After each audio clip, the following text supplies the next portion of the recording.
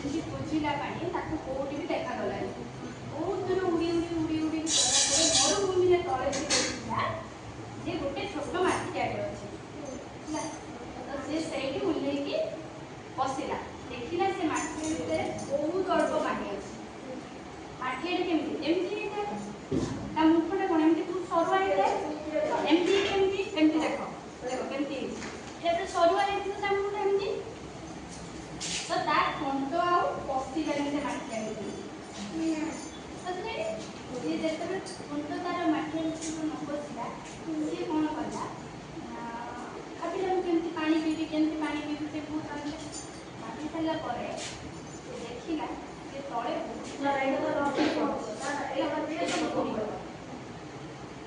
ଛୋଟ ଛୋଟ ପଥର ତା ମୁଣ୍ଡକୁ ବୁଦ୍ଧି ପଶିଲା, ଯଦି ମୁଁ ଗୋଟେ ଗୋଟେ ବୁଡ଼ି ମାଠିଆ ଭିତରକୁ ପଶେଇବି ତାହେଲେ ପାଣି ପାଣି ପିଇବି। ତାପରେ ସେ ଦେଖିଲା ପାଣି ଗୋଟେ ଗୋଟେ ଗୋଟେ ଗୋଟେ ଗୋଟେ ଗୋଟେ ବୁଡ଼ି ଯେମିତି ପକେଇ ଚାଲିଲା ମାଟି ପକେଇ ସାରିଲା ପରେ ପାଣି ଟିକେ ଉପରକୁ ଉପରକୁ ଆସିଲା ସେ ପାଣି ପିଇକି ଖୁସିରେ ଗଲା। ଆମେ ମାନେ କ'ଣ ଶିଖୁଛୁ, ଲକ୍ଷ୍ମୀ ସହିତ କଥା ବିପଦ ପଡ଼େ ଆମେ ଅସ୍ଥିର ଭାବିଲେ ଆମକୁ ସଫଳତାର ରାସ୍ତା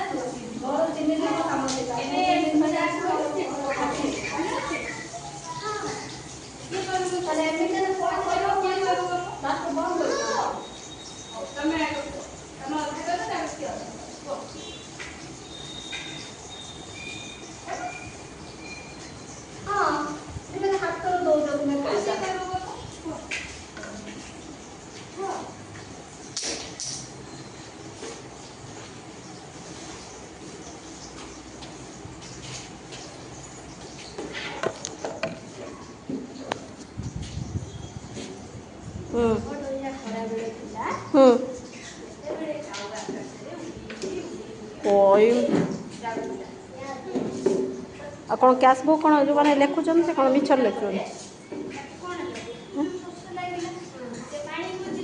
ଆଚ୍ଛା କୌଶଲ୍ୟା ଅପାର ତାଙ୍କର ତ ସବୁ ଅପଡ଼େଟ୍ ଅଛି, ସିଏ କ'ଣ କହିଲେ, କ'ଣ ହେଲା ତାଙ୍କର?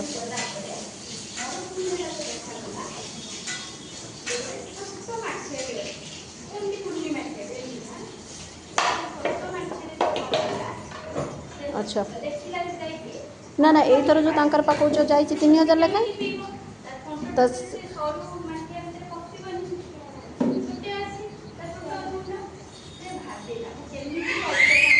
এই লোপা ତୁ ଚାଲ ଜାଗାକୁ